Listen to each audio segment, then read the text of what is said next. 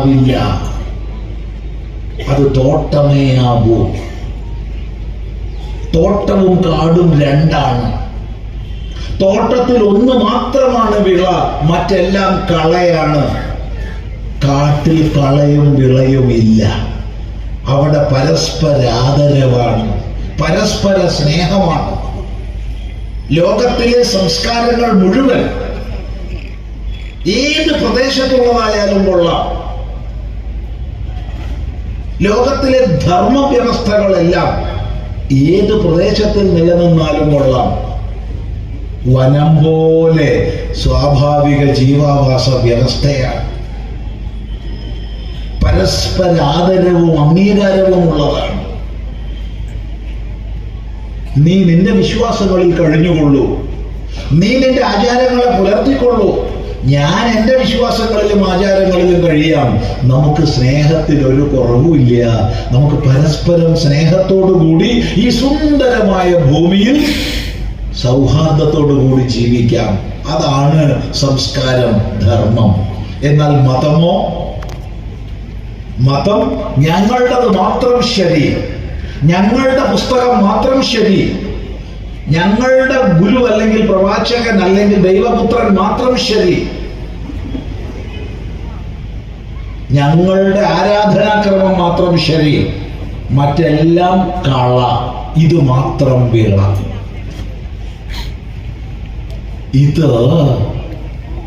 ഇത് തോട്ടങ്ങൾ ഊഷരമാവുന്നത് പോലെ, ഊഷരമായതുകൊണ്ടാണല്ലോ ആന പുറത്തേക്ക് പോണത്, ഈ ലോകത്തെ ഊഷരമാക്കിക്കൊണ്ടിരിക്കുകയാണ്. എവിടെയും സംഘർഷങ്ങളാണ്, എവിടെയും സംഘർഷങ്ങളാണ്. ഇവിടെയാണ് സനാതന ധർമ്മത്തിന്റെ എല്ലാത്തിനെയും ആദരിക്കുകയും അംഗീകരിക്കുകയും ചെയ്യുന്ന, ഒന്നിനെയും നിന്ദിക്കാത്ത, അതോടൊപ്പം സ്വയം നിന്ദിക്കപ്പെടാനും പാടില്ല. അത് പ്രത്യേകം ശ്രദ്ധിക്കുക.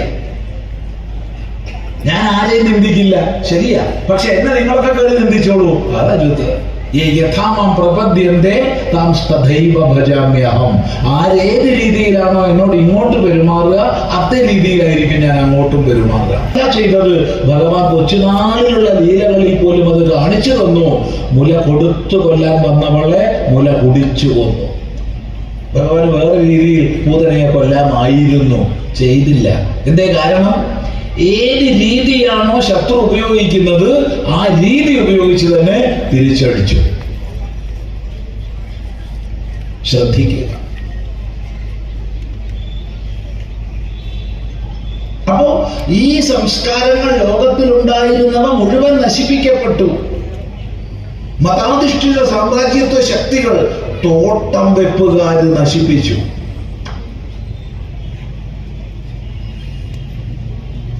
എന്നാൽ ഭാരതത്തിൽ അത്തരം ശക്തികളുടെ അധിനിവേശം നൂറ്റാണ്ടുകൾ ഉണ്ടായിട്ടും ഈ സംസ്കൃതി നശിച്ചില്ല. നശിച്ചില്ലെന്ന് മാത്രമല്ല, ഇന്ന് ലോകം മുഴുവൻ പ്രകാശപൂർണമായി പ്രസരിക്കുകയാണ്. ലോകം മുഴുവൻ.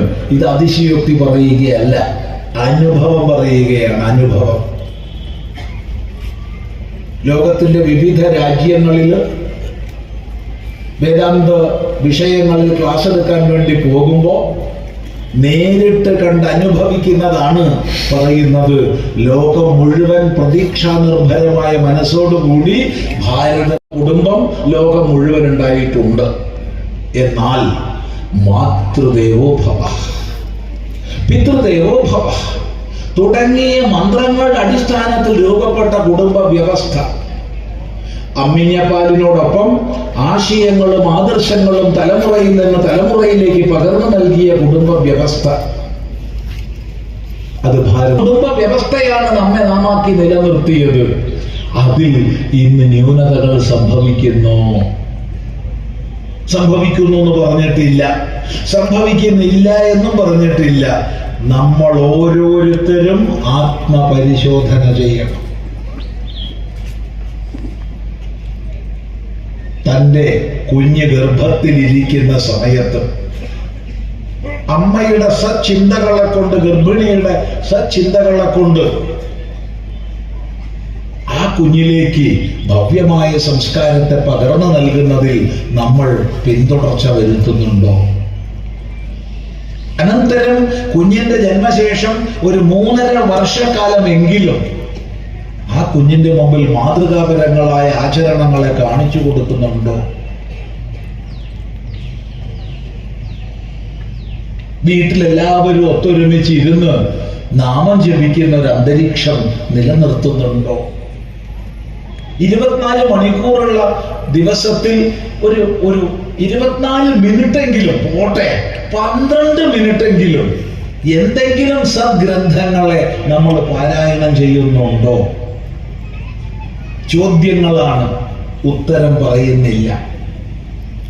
നമ്മുടെയും കുടുംബത്തിന്റെയും രക്ഷയ്ക്ക് വേണ്ടി നമ്മൾ ധനം സമ്പാദിക്കുന്നതിൽ ഉത്സാഹിക്കുന്നില്ലേ?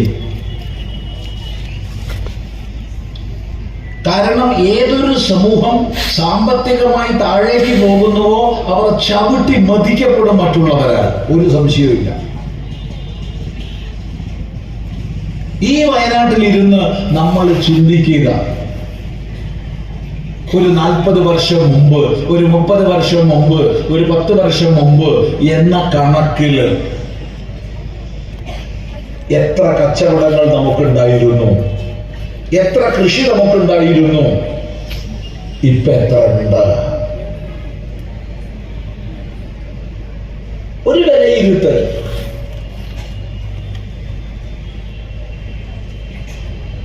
നിങ്ങൾക്ക് സമ്മതാണെങ്കിൽ ഞാനൊരു തൊഴിൽ തരാം. 5 ദിവസത്തേക്ക് കൂലി ചോദിക്കരുത്. കൂലിയില്ല, തൊഴിൽ മാത്രം, ജോലി മാത്രം. 5 ദിവസത്തേക്കുള്ള ജോലിയാ. ഇതൊന്ന് ചെയ്തിട്ട് എന്താണ് അതിൻ്റെ ഫലം എന്നുള്ളത് എന്നെ ഒന്ന് അറിയിക്കണം. ജോലി ഇതാണ്: നിങ്ങൾ ഏത് പ്രദേശത്തു നിന്നാണോ വരുന്നത് ആ പ്രദേശത്തെ രജിസ്റ്റർ ഓഫീസിൽ പോയിട്ട് ഇരിക്കുക. ഉറങ്ങരുത്, ഉറക്കം അഭിനയിച്ചിരിക്കുക, അവർ ഒന്നും ചെയ്യണ്ട. കൂലി കിട്ടിയാൽ മേടിച്ചോളൂ, ഇല്ലെങ്കിൽ മേടിക്കണ്ട. ദത്താസ്വാമി എന്ത് ജോലിയാ ഇത്? ഇതാ ജോലി. അവിടെ 3 സെന്റ് 2 സെന്റ് 4 സെന്റ് ഒക്കെ മേടിക്കാൻ ധാരാളം ഹിന്ദുക്കൾ വരുന്നുണ്ടാവും, ഉറപ്പ്. പക്ഷേ കൂടുതൽ സ്ഥലങ്ങൾ, ഏക്കർ കണക്കിന് സ്ഥലങ്ങൾ മേടിക്കാൻ എത്ര ഹിന്ദുക്കൾ വരുന്നുണ്ട്? ഏക്കർ കണക്കിന് വിൽക്കാൻ എത്ര ഹിന്ദുക്കൾ വരുന്നുണ്ട്?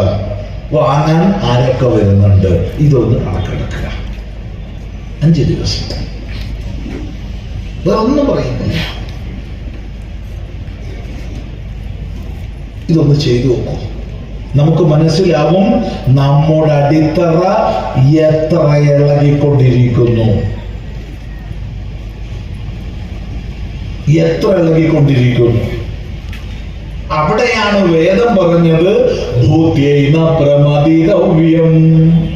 ഐശ്വര്യത്തിനായിക്കൊണ്ട് എന്ത് ചെയ്യണോ അതിൽ നിന്ന് മടിച്ച് പിന്മാറരുത്. കുശലാന പ്രമദിതവ്യം. കുശലത്തിൽ നിന്ന് നിന്റെയും കുടുംബത്തിന്റെയും രക്ഷയ്ക്ക് വേണ്ടി എന്ത് ചെയ്യണോ അതിൽ നിന്ന് മടിച്ച് പിന്മാറരുത്. ദുർബലരാവരുത്. നമ്മൾ കരുത്തിന്റെ മൂർത്തികളായിരിക്കണം. സാമ്പത്തികമായ കരുത്ത് അത് വെറുതെ ഉണ്ടാവില്ല. ഏതെങ്കിലും എന്താ പറയാ, കുബേര കുഞ്ചോ അങ്ങനെ വല്ല പെട്ടിയും വീട്ടിൽ വെച്ചാൽ ഐശ്വര്യം ഉണ്ടാവാൻ പോണില്ല. വീട്ടിന്റെ വാതിലിന്റെ മുകളില് ഗുരുവായൂരപ്പനി വീടിന്റെ ഐശ്വര്യം, അല്ലെങ്കിൽ ശബരിമല ധർമ്മശാസ്താമി വീടിന്റെ ഐശ്വര്യം എന്ന് ബോർഡ് വെച്ചാൽ ഐശ്വര്യം ഉണ്ടാവാൻ പോണില്ല. ഉണ്ടാവും, അത് ഇറക്കണ കമ്പനിക്കാർക്ക്, നിങ്ങൾക്ക് ഉണ്ടാവില്ല. നമുക്ക് ഐശ്വര്യം ഉണ്ടാവണമെങ്കിൽ നമ്മൾ ബുദ്ധിപൂർവ്വം ജോലി ചെയ്യണം. നമുക്ക് ഐശ്വര്യം ഉണ്ടാവണമെങ്കിൽ നമ്മൾ കഠിനമായി അധ്വാനിക്കണം. നമ്മുടെ മേഖലകളിൽ കൃഷിയായാലും കച്ചവടമായാലും മറ്റ് വ്യവസായ മേഖലകളായാലും മറ്റ് തൊഴിൽ മേഖലകളായാലും അതിൽ കുശലതയോടുകൂടി പ്രവർത്തിക്കണം. ചെറുപ്പത്തിൽ തന്നെ സമ്പത്ത് ആർജിക്കണം എന്നൊരു കാഴ്ചപ്പാട് കുട്ടികൾക്ക് നൽകണം. സമ്പത്ത് ആർജിക്കണം എന്നൊരു കാഴ്ചപ്പാട് കുട്ടികൾക്ക് നൽകണം. മുഖ്യമാണ്.